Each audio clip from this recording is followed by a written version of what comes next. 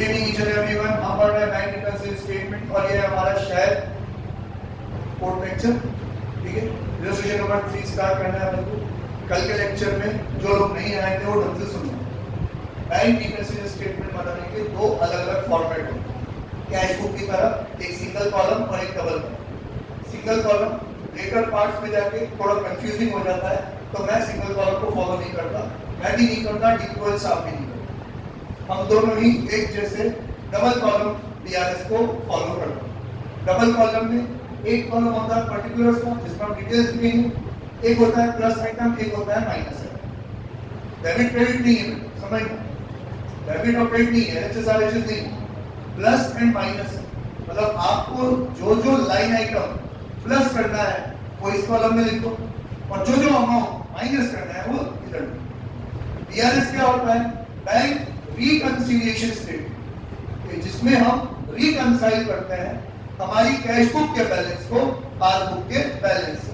मतलब हम ये प्रेजेंट करना चाहते हैं, ये शो करना चाहते हैं कि मेरे कैश बुक के और पासबुक के बैलेंस में जो डिफरेंस है वो इन सर्टेन पॉइंट्स की वजह से।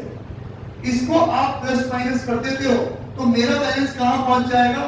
पासबुक के पास पहुंच जाएगा, ठीक है। तो स्टार्टिंग पॉइंट, ये बात सुनना, स्टार्टिंग पॉइंट ये इंपॉर्टेंट है। आज से 4-5 इलस्ट्रेशन होने के बाद ये स्टार्टिंग पॉइंट हमारे लिए बहुत इंपॉर्टेंट हो जाएगा। बीआरएस में स्टार्टिंग पॉइंट होता है balance as per cash book. क्या होता है?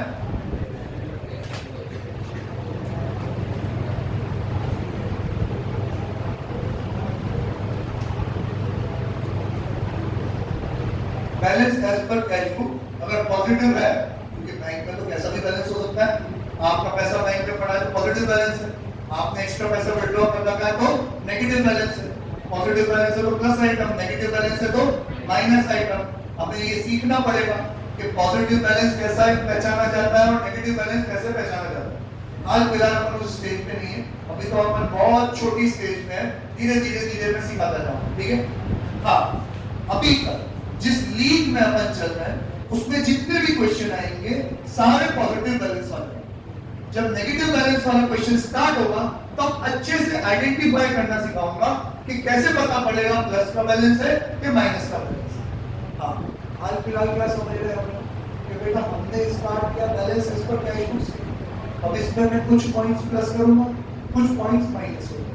तो ये एक तरीके से मैं एक स्टेटमेंट बना के ये शो करना चाहता हूं कि मैं बेगुनाह हूं, मैंने जो अकाउंटिंग करी है बिल्कुल करेक्ट करी है। ये लोग मेरी अकाउंटिंग के हिसाब से मेरी कैश बुक का बैलेंस, उसमें ये 4 चीजें प्लस करो, 5 चीजें माइनस करो, ये प्लस माइनस कर लोगे तो देखो मेरा भी बैलेंस किसके पास पहुंच जाएगा? पासबुक के पास पहुंच जाएगा। मतलब जो डिफरेंस है वो इन पॉइंट्स की वजह से ये जो मैं शो करने जा रहा हूं, समझे कि नहीं? तो चलो क्वेश्चन पढ़ते हैं। On 30 June 2016 page number 15.9 illustration number 3 book. कल हमने ये प्रैक्टिस करी थी कि जब भी अपन बीआरएस का क्वेश्चन पढ़ेंगे उसमें जो स्टार्टिंग डेट होगी कि जिस दिन मैं बीआरएस बना रहा हूँ, फिर जिस दिन बीआरएस बना रहा हूँ मतलब बेटा जरूरी नहीं है BRS at the end of the year ही बनाया जाए। अच्छे बिजनेसमैन हर महीने के आखिरी में बीआरएस बनाते हैं ताकि बीच में कहीं गपला उपला चल रहा हो हमें पता पड़ जाए। तो जब मैं बीआरएस बना रहा हूँ उस दिन के बैलेंस, कैश बुक के बैलेंस को उस दिन के पासबुक के बैलेंस से चेक करूं, है ना? तो दिन समझना बहुत जरूरी है। मैं बीआरएस कब बना रहा हूं? On 30 June 2016 the bank column of the cash Anil's cash book showed a balance of 8256। Simple लिखा, बैलेंस ऑफ 8256। जब आप सिर्फ बैलेंस लिख रहे हो तो मेरे को सपना आएगा क्या कि पॉजिटिव है कि नेगेटिव? सिर्फ बैलेंस बोला कि भाई मेरा बैलेंस है तो कॉमन आदमी क्या समझेगा कि आपका पैसा पड़ा होगा 8250, तो ये क्या है? Positive balance. तो यार ये balance as per cash book plus item में 8250 complete. Then on examination of cash book and bank statement you find that. On examination मतलब हमने चेक करा ना कैश बुक को कंपेयर करा किससे? पासबुक से, तो मुझे ये सारी बातें पता पड़ी। कौन कौन सी बातें हैं? पहला, out of the total checks amounting to 8,000 issued, underline करो issued,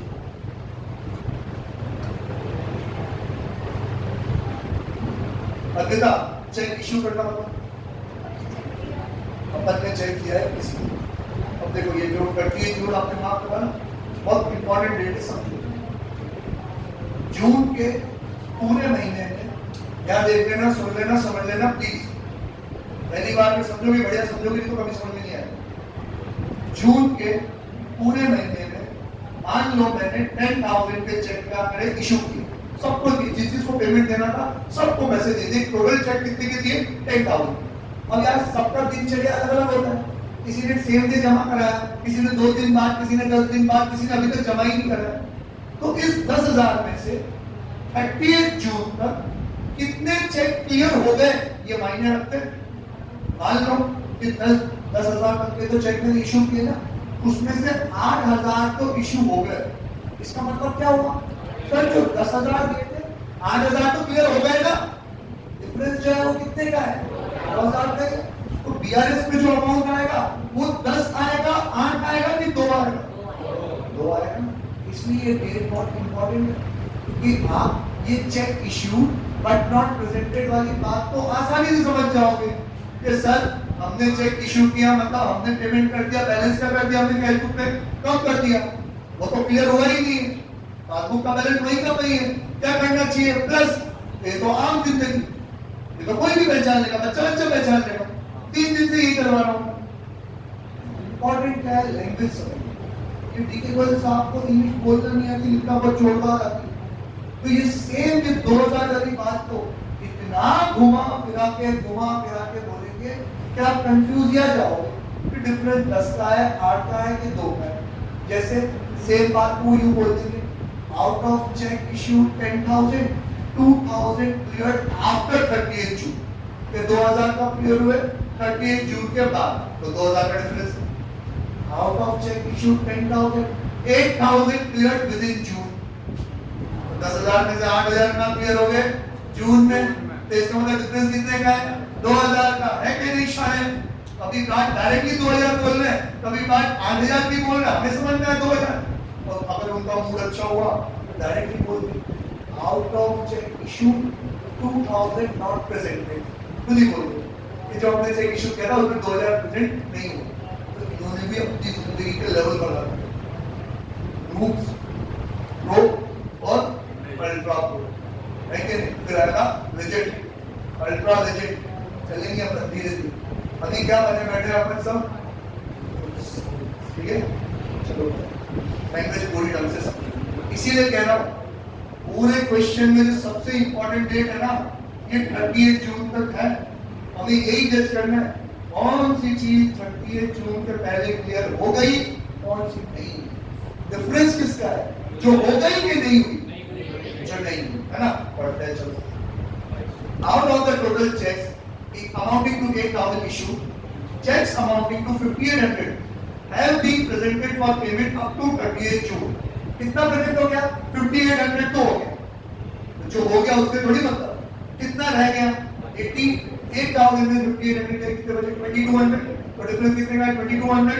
ये 2,200 के चेक कौन से हैं हितोशी, ये 2,200 के चेक्स कौन से हैं जो मैंने इशू कर दी, मैंने बैलेंस कर दिया कम, उनका बैलेंस वही का वही है। तो अमन क्या करूं मैं, बस क्या बात है, जिसने पढ़ा बहुत बढ़िया पढ़ा है। क्या लिखेंगे आप, cheque issue but not presented, writing के लिए सॉरी है ना। यहाँ पे इनके अंदर जो टर्मिनोलॉजी लिखते हैं ना, ये आप थोड़ा पढ़ते करते सीखो, लिखते लिखते सीखो। नहीं समझ में आ रहा है कि लैंग्वेज में क्या लिखे, 2-3 लाइन तो मैं आपको ऐसी स्टैंडर्ड रखवा दूंगा जो हर क्वेश्चन में आएगी नहीं। पहला cheque issued but not presented, बोलो रिपीट करो, cheque issued but not presented, जोर से cheque issued but not presented, cheque issued but not presented. दूसरा cheque deposited but not clear, क्या cheque deposited but not clear, ना सुन काल में बोलना नहीं कर ऐसे गाना सीखने जाए ना, मैं कुछ बोलना पड़ता। Cheque deposited but not clear, कैसे but not clear, done okay. तो अभी तो चेक इशू था, हमने चेक इशू कर दिया, क्लियर नहीं हुआ क्या करेंगे प्लस प्लस आइटम में नॉट बी टू। अगला देखो नेक्स्ट, अब ये वाला है मैं कल बता चुका हूँ बताया कि नहीं बताया कि दो भाई आएंगे ही आएंगे, एक इश्यूड और एक डिपॉजिटेड। आप कह रहे हो कि इशू वाले को प्लस कर दो, तो डिपॉजिट वाले को क्या करोगे? माइनस। कौन सा वाला? Check deposited but not clear, है ना? ओके, पढ़ो अगला वही होगा। Out of the total checks amounting to 6,000 sent to bank for collection, 6,000 के चेक बैंक में भेजे कलेक्शन के, मतलब क्या ये check deposited. Checks of 4,100 were credited in passbook up to 30th June। जो भी हमने डिपॉजिट कराया ना 6,000, उसमें से 4,100 क्लियर हो गए कि नहीं हुए? हो गए। मेरे जी 4,100 has been cleared up to 30th June। 4,100 तो क्लियर हो गए ना, उसका डिफरेंस नहीं है। डिफरेंस कितने का है? 9,900। अब चेक आपने डिपॉजिट कराया है तो कैश बुक का बैलेंस आपने तो बढ़ा दिया, वो तो क्लियर हुआ ही नहीं। वही का वही क्या करेंगे अपन? माइनस 1900 माइनस करेंगे, क्या लिखेंगे? Check deposited but not clear 1900। Next, on 28th June a customer deposited 3,500 direct in the bank account but it was entered only in the passbook। कौन सा वाला केस है? चिमोबड़ो वाला। जानते नहीं मैं जानता हूँ चिमोबड़ो वाले शारावन वाला क्या कहता था? सर मैं कैसे बिल पहुंचाऊं, चेक कैसे पहुंचाऊं, मैं तो ऑनलाइन करना चाहता नहीं हूं। तो मैंने क्या कहा, एसबीआई में अकाउंट खुलवा रखा है, क्या चुपचाप पैसे जमा करा दे वापस। अगली बार छोटे ने खुद नहीं जमा करा दे, मुझे बताया भी नहीं। कौन सा है? Cash directly deposited by customer. क्या बोलते हैं? Cash directly deposited by customer. अब यार बताओ, तू एक बात बता, ये तो कैश बुक और ये है पासबुक। छोरे ने डायरेक्टली बैंक पे पैसे जमा करा दिए, तो कौन सा बैलेंस बढ़ा हुआ? कैश बुक के पासबुक?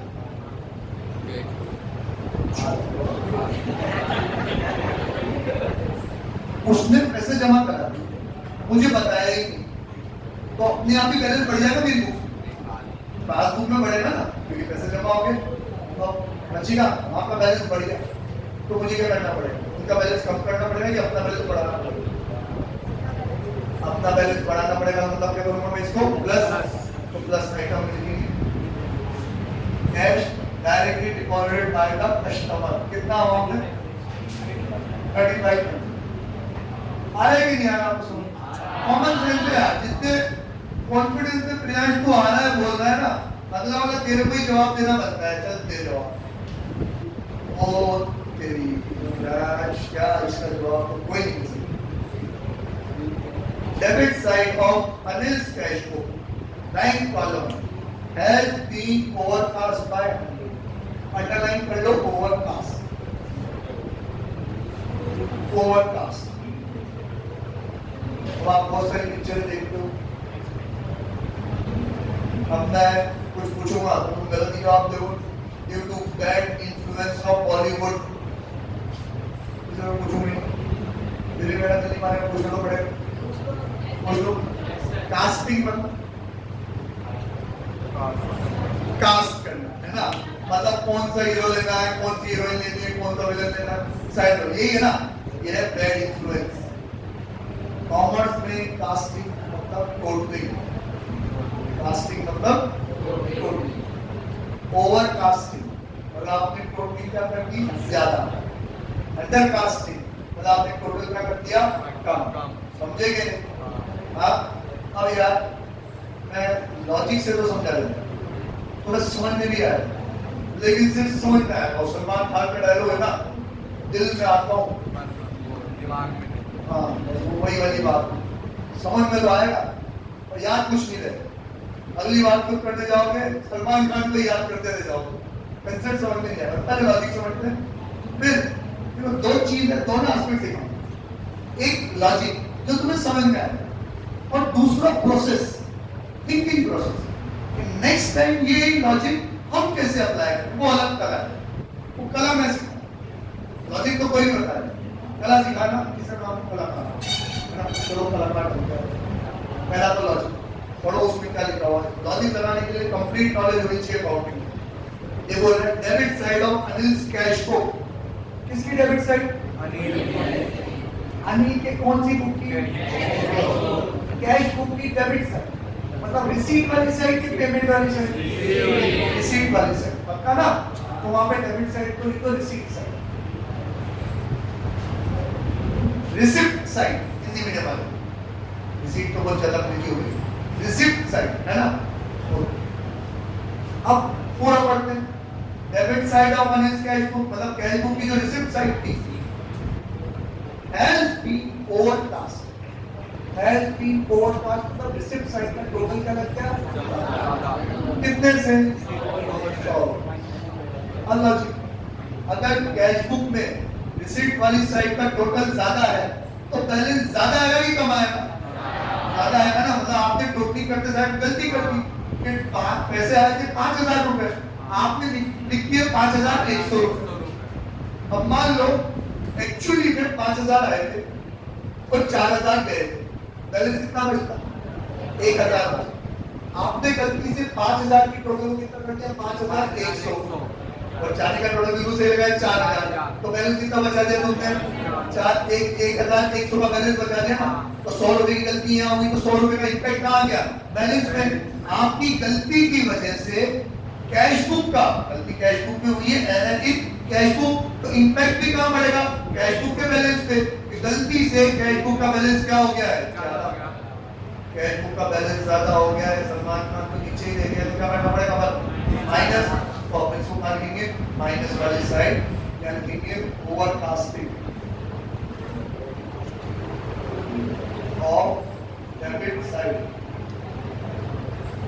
ऑफ कैश बुक, अगर क्या माइनस कर रहे हैं ना। अब जरा देखो क्या हुआ, बोल बेटा, भावेश, प्रदीप, कुछ भी नहीं, दो ओवरकास्टिंग सीख लिया ना, एक होता है अंडरकास्टिंग, कितने हो गए, 2, ये होते हैं 2 दूनी 4, 4 दूनी 8। कैसे, एक तो है कैश बुक, एक है पासबुक। कैश बुक में भी एक है डेबिट साइड, एक है क्रेडिट साइड, गलती दोनों साइड में हो सकती, debit side overcast, debit side undercast, credit side overcast, credit side undercast, 4 हुई की नहीं।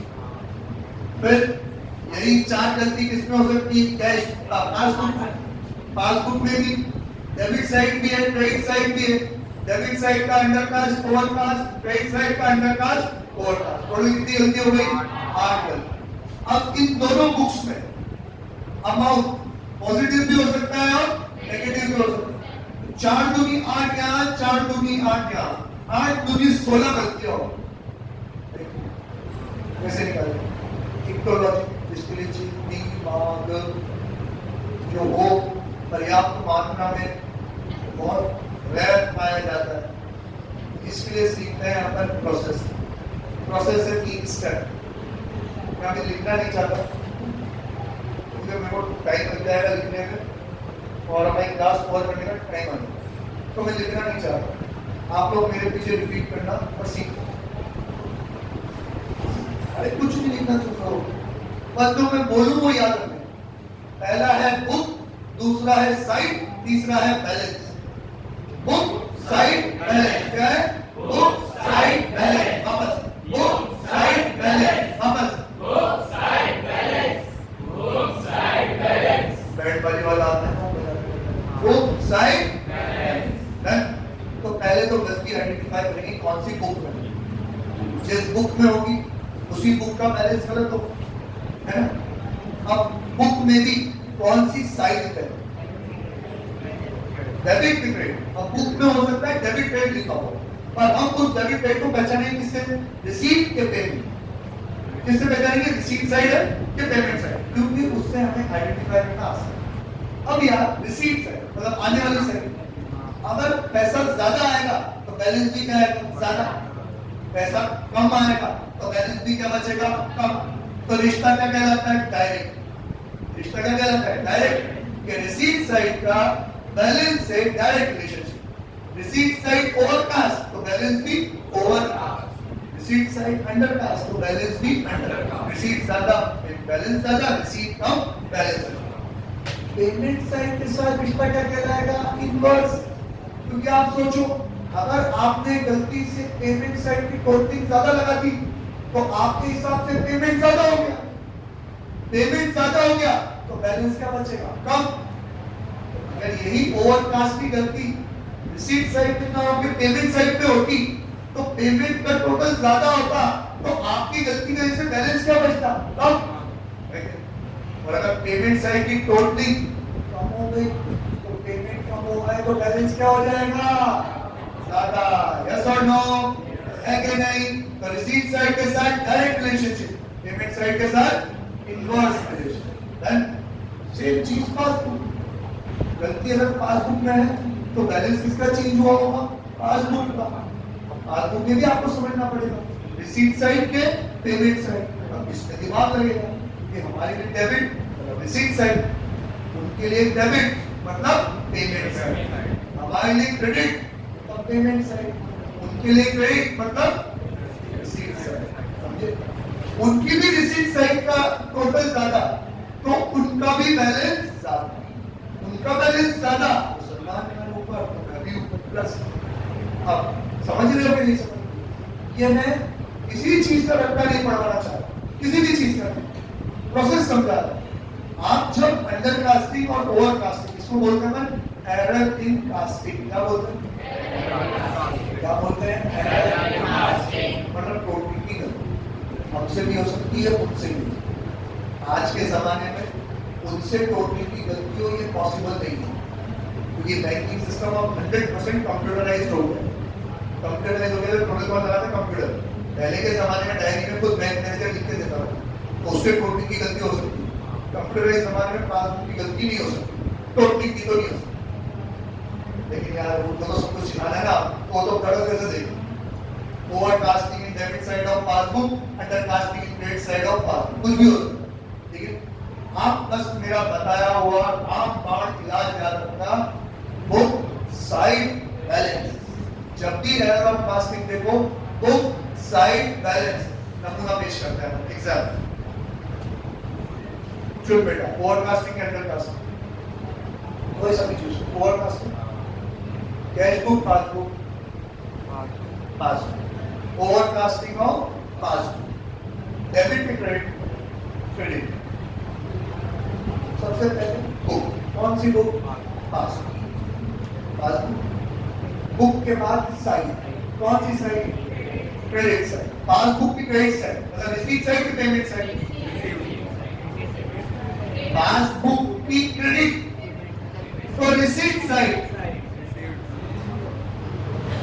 अपने लिए पैसा आया तो डेबिट, गया तो अपने लिए ना, जो अपने लिए क्रेडिट उनके लिए डेबिट, जो अपने लिए डेबिट उनके लिए क्रेडिट, मतलब उनका क्रेडिट साइड कौन सा वाला? रिसीट वाला साइड। यही पहचानना इंपॉर्टेंट। ये सारा पासबुक को खुद बोलेगा, अब वो रिसीट और पेमेंट बोल दे तो भगवान पांच जोड़ देना, थैंक गॉड। लेकिन अगर वो डेबिट क्रेडिट बोले तो पहचानना पड़ेगा रिसीट के पेमेंट। पासबुक का क्रेडिट साइड मतलब मोइनुद्दीन कौन सा? रिसीट के पेमेंट।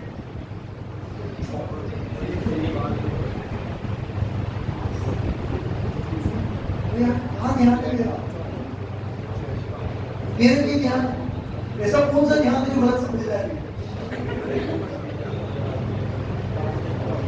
चलो वापस। पासबुक का क्रेडिट साइड, रिसीट साइड के पेमेंट साइड। रिसीट साइड क्यों? क्योंकि पैसा आया तो डेबिट अपने, उनके लिए पैसा आया तो क्रेडिट, तो उनके लिए क्रेडिट साइड मतलब रिसीट वाली साइड। भैया उसको समझा रहा हूं, उससे बात कर रहा हूं, मतलब ये मतलब नहीं तुम बातें करो, तुम्हें समझ में आ गया ना? बुक, पासबुक साइड, रिसीट वाली साइड। क्या बोला तुमने? ओवर कास्टिंग है, अंडर कास्टिंग? ओवर चुना है। तो पासबुक की रिसीट साइड जिसका रिश्ता क्या कहलाता है? डायरेक्ट। रिसीट ज्यादा तो बैलेंस भी ज्यादा। किसका बैलेंस? पासबुक का कि कैश बुक का? गलती से पासबुक का बैलेंस क्या हो गया है? ज्यादा, तो हम भी क्या करेंगे? समझेंगे? Side solve, book side balance, book side balance. Done? पढ़ो, सॉल्व तो लिख दिया मैंने, आगे बढ़ते। No entry has been made in the cash book for the rent of 800 paid by bankers according to Anil's standing instruction. Underline करो Anil's standing instruction. Payment of rent paid by bank, underline करो payment made by bank. बोल कृष्ण का मतलब वो इसका कृष्णा बोलना। Bank वालों ने तू इसको समझा रहा है कि तू इसको समझ रहा है? नियम सीधा है, ठीक है। वापस पढ़ो पूरा ट्रांजैक्शन। बैंक वालों ने हमारे स्टैंडिंग इंस्ट्रक्शंस के रहते हुए रेंट का पेमेंट कर दिया कि ले लिया? बैंक वालों ने खुद में पेमेंट कर दिया तो उन्होंने बैलेंस कम कर दिया कि ज्यादा कर दिया? कौन सा वाला, कैश बुक के पासबुक? मुझे क्या करना चाहिए? माइनस क्या यार, सीख गया तुमको? 800 rupees minus payment of rent paid by bank. Next, the passbook showed a credit. हाँ, स्टार मार्क कर लो फटाफट से। पासबुक में दिख रहा है क्रेडिट, मतलब पैसा आया कि गया? आया तो वैसे तो जैसे डेबिट दिखता है, पैसा आया तो डेबिट, बैंक के लिए तो क्रेडिट, ठीक है। Passbook showed a credit of 320 for interest, मतलब पासबुक में पैसा है किसका? इंटरेस्ट। हमारा पॉजिटिव बैलेंस था तो बैंक वालों ने इंटरेस्ट दिया तो जयराम जी के हमने भी ले लिया, क्या कर दो प्लस, तो 320 rupees plus interest in bank.